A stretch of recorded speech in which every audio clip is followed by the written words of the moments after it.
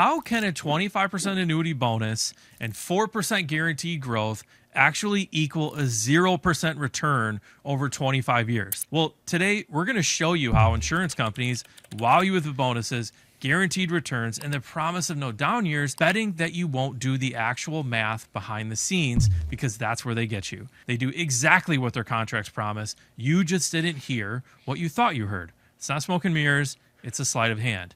They get you staring at that big juicy bonus while quietly bearing the reality in the fine print. Well, welcome to the Ironwood Podcast, where we help successful investors transition from building wealth to actually enjoying it. I'm Darren Hesselink. This is Alex Bars. Let's get into it.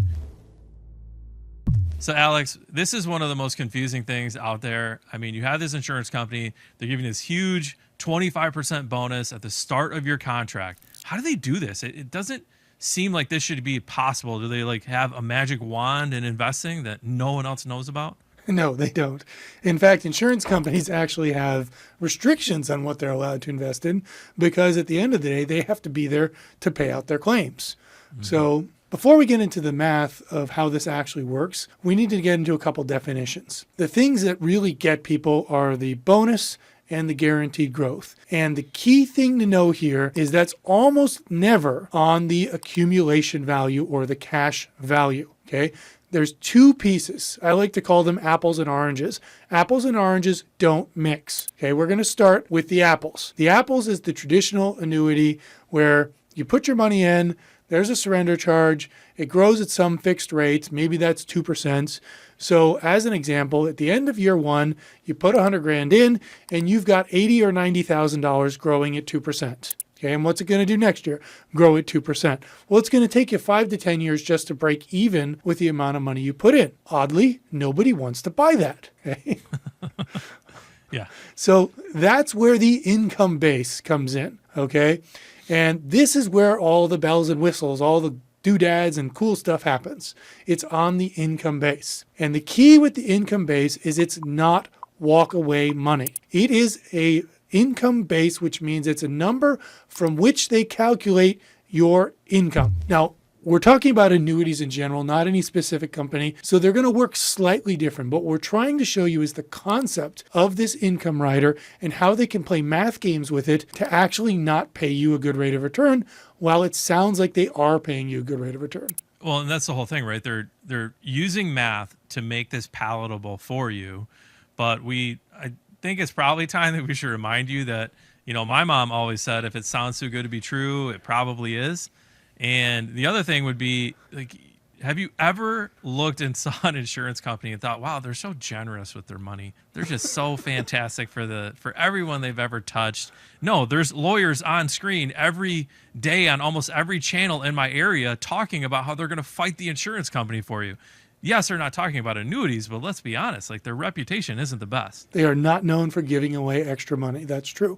So that should be a first red flag. An annuity is offered by an insurance company, and they're offering you extra money, a bonus. Okay, do you think they're getting it back somewhere else? And the answer is yes, they are, and we can show you how. The way they do this is through complicated math. Okay, because what they're talking about, what they wow you with, is the upfront math, the 25% bonus, the no losses, the guaranteed growth, things like that. And then you don't really ever look at the back-end math. And if by just changing the back-end math, you can change everything. So I'm going to share my screen, and we're going to go through a simple example of, what one of these income riders would look like. Okay, now, you can fiddle with these numbers. The point I'm trying to make is just how the math works. So here we have someone who's aged 56, buying, or actually they're age 55. So at the end of 1 year, they're 56. They spent $100,000 on an annuity and got a 25% bonus. So at the end of year one, they've got 125. And in this example, we're just saying guaranteed 4% each and every year thereafter until you start taking money out. Okay, and that's a common thing in these annuities. Once you start withdrawing, the income base doesn't grow, right? So boom, our 125 turns, or 100 rather, turns into 195 over this 14 years. And then we get to withdraw 4.25% per year for the rest of our life, guaranteed. Okay, sounds great, right? Well, 4.25% of 195 is just over $8,000. And so at the end of year 14, we have taken out $8,000 and we have put in $100,000. Okay. How long does it take us to get back to $100,000 that we've received? Well, that answer is right here. Year 25, when we're 80. Okay. So 25 years, we put in 100 grand and we've taken out 100 grand. What's our rate of return? 0%. Over 25 years. Meanwhile, I gave you 25% growth and 4% growth for many, many years. Okay. Well, the problem comes is that this is a guaranteed income for life. And now we're 80. Okay. Statistically, how much life we got left here? And then even if you live in this example, this is just one I made up, even if you live for 30 years after you buy this contract, you got 4%. What's a CD paying right now? 4.3? I mean, there's, right? there's checking accounts almost paying that. Yeah. You're beating your didn't bother to talk to the manager savings account beats this over the first 25 years. Okay. And the fun part is I can use whatever bonus I want, whatever rate of return I want, and I can make it worse, all by tweaking this withdrawal rate. So here we'll go over to this example.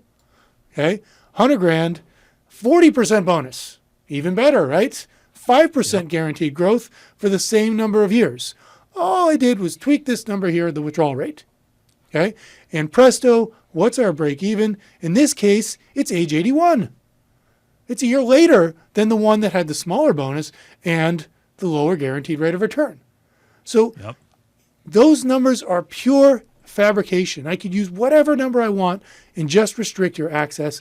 And remember, they know you're going to die. Okay, so on average, they're not going to pay out this long. Statistically, that's not what happens. Okay, so statistically, they're pricing this product for probably these years here in this example. 76 to 80. Yeah, I mean, that makes sense. Yeah. And that's a negative rate of return for the rest of your life. And then it's like how much is actually left over at that point, because you're not getting this big payout at the end of that, or you're not leaving a lot of money. Then there's taking fees. Like every time you're taking income, it's cutting into your actual balance, while this income rider shows this great value in it. But every time you take income out, they're pulling it out of your actual money, like the money that's only growing at a even lower interest rate guaranteed, let's say 1% to 2%. So at the end of by the time you're taking money out, your 100 isn't 195. It's probably like 140 or something like that. And then you start taking 8,000 out of that in 14 years, 12 years, the money's gone. There's nothing left. So again, when you die, the money's gone. So what did you buy? You bought a guaranteed income for the rest of your life and essentially gave up your principal. What do you call that? Annuitization. And nobody wants to do that. And yet people buy these things like hotcakes, not realizing that's what they're basically being forced to do. Yeah, it's crazy. And you think about the myriad of other ways that insurance agents will do interesting things, like pull out your guaranteed withdrawal amount and all these other little things that they do at the end of that. You're locked away, you're barely making any money, and you add in all the tricks. And I mean, I got to call a spade, man. I mean, let's be honest. Like, this is a bad deal. Right. It's not a scam. I got to be clear on that. The insurance company does exactly what they promised to do. You just didn't hear them right. So my question is, 2008 happens, 2020, .com crash. Is it really worth the risk to lose all my money so that I can be protected for something that may or may not happen? I mean, it's hard. Well, no, it's not, because if you do the math on these, and again, these are examples, but we've run this with real products, real contracts, and the numbers work out to be on the generous side, 1% to 2% expected return over the rest of your life. Okay. So you're protecting yourself from a market drop. Fine. Buy a CD. You're going to be better than this. Okay. It's like chopping off your hand to say, make sure you don't have to buy gloves and your fingers won't freeze off. Alex, I think that may be the best analogy I've ever heard about annuities. So say it one more time for the people listening, and then we'll do our outro and we'll get out of here. When you're trying to protect your portfolio against a market drop and you buy a product like this, that's like, cutting off your hand so you don't have to buy gloves in case your finger were to freeze. It just doesn't make sense. You'd be better off in almost anything from most of the products I've seen. Beautiful. Love it, Alex. So at the end of the day, your retirement, let's just say this one more time. Your retirement shouldn't be funding a shiny new glass building for an insurance company. You shouldn't have to surrender your growth or lock your money away in a complicated contract just to get a little peace of mind. There are other ways to build a safety net without annuities. Now, if you're ready to see a different approach applied to your unique situation, head to ironwoodfinancial.com and click Speak with a Fiduciary. But listen, if 2008 happens again and you don't have a plan in place, you could be forced to sell your investments at a massive loss just to keep the lights on. So it's time to learn other strategies for protecting your income in retirement. This is our approach, so watch that next.